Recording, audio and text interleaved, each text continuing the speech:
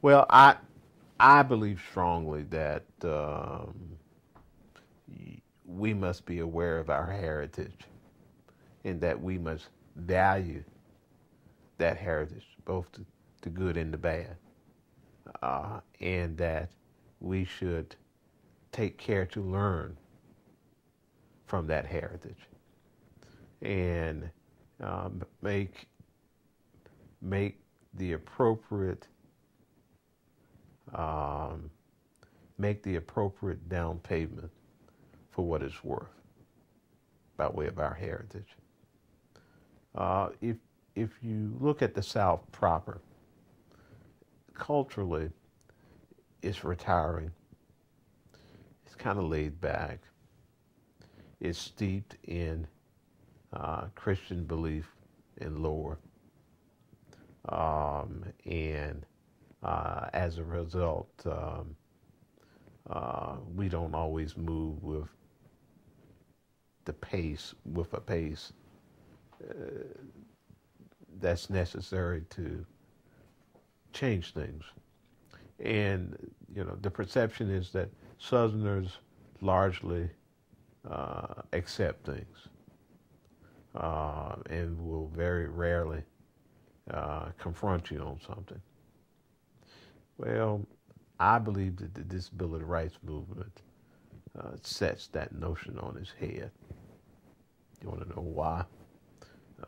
Because without the engaged efforts on the part of a lot of people in the South at changing not just the living environment, but the spatial environments inside your head,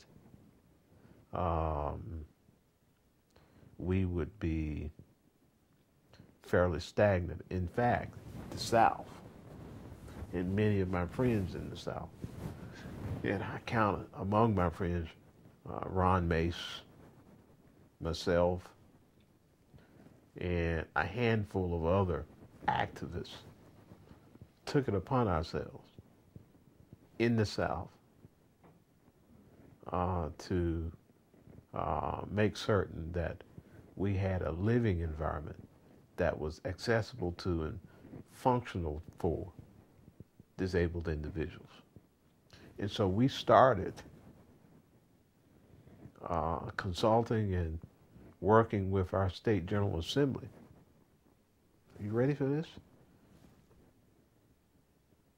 In 1968, 1967, and 1969.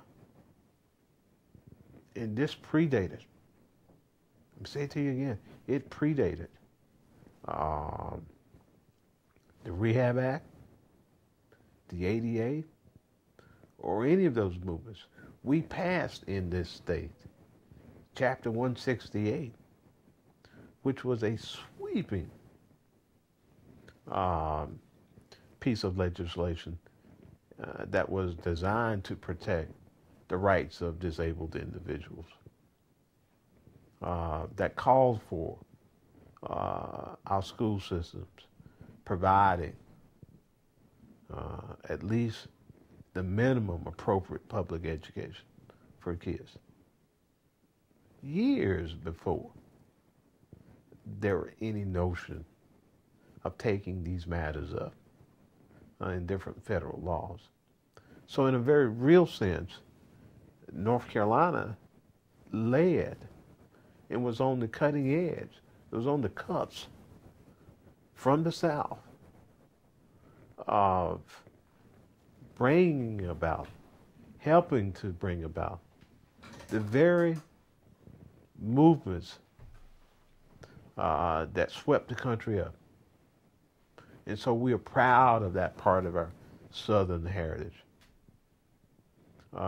Every time I pull into a handicapped parking space, or every time I use a public bathroom, my mind is taken back to those committee and subcommittee rooms in our General Assembly when we were seeking to have um, our building codes modified, amended, and changed to add these kinds of provisions to it, we were leading.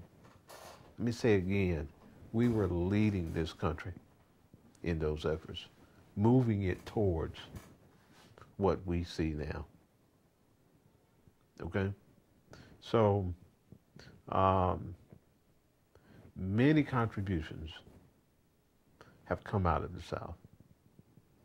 And